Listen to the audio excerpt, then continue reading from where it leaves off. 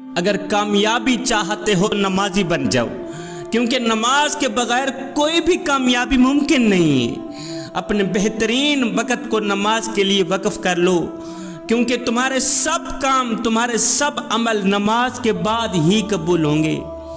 بہت سکون ہے اس میں جسے لوگ نماز کہتے ہیں۔ نماز کیا ہے؟ نماز شیطان کی ہار اور مومن کی جیت ہے۔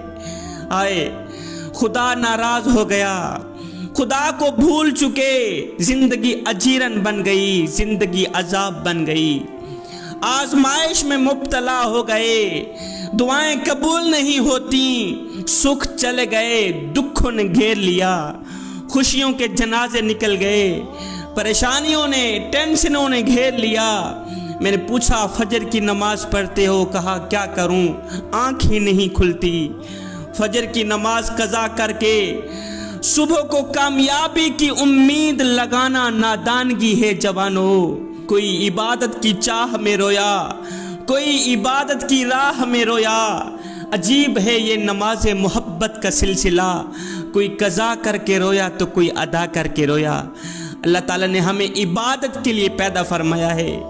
یہ عبادتیں بہت طرح کی ہیں، ہاتھوں سے کی جانے والی عبادت، دل سے کی جانے والی عبادت، زبان سے کی جانے والی عبادت، پیروں سے کی جانے والی عبادت۔ مگر سنو، نماز وہ پیاری عبادت ہے جس میں یہ تینوں عبادات کی صورتیں پائی جاتی ہیں۔ دن میں 5 ٹائم نماز پڑھنے کی اپنی عادت بنا لے، صرف یہ سوچ کر کے کہ ہو سکتا ہے یہ نماز تیری زندگی کی آخری نماز ہو، میاں ہو سکتا ہے یہ اذان تیری زندگی کی آخری اذان ہو سکتا ہے تجھے تیرا رب آخری بار بلا رہا ہو۔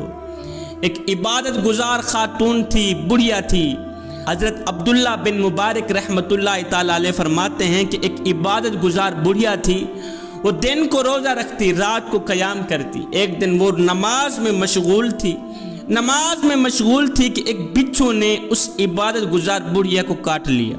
ایک بار کاٹا، دوسری بار کاٹا، 40 مرتبہ کاٹا، مگر اس بڑھیا نے اس بچھو کو ہٹایا نہیں، اس کو جنبش بھی نہ ہوئی، اس نے حرکت بھی نہ کی۔ فرماتے ہیں نماز کے بعد میں نے اس بڑھیا سے پوچھا، بڑھیا بچھو نے تجھے 40 مرتبہ کاٹا اور تو نے بچھو کو ہٹایا کیوں نہیں ہے؟ تیری حالت نہیں بدلی، تو نماز کی حالت میں برقرار رہی، بچھو تجھے کاٹتا رہا، تو نے بچھو کو کیوں نہیں ہٹایا؟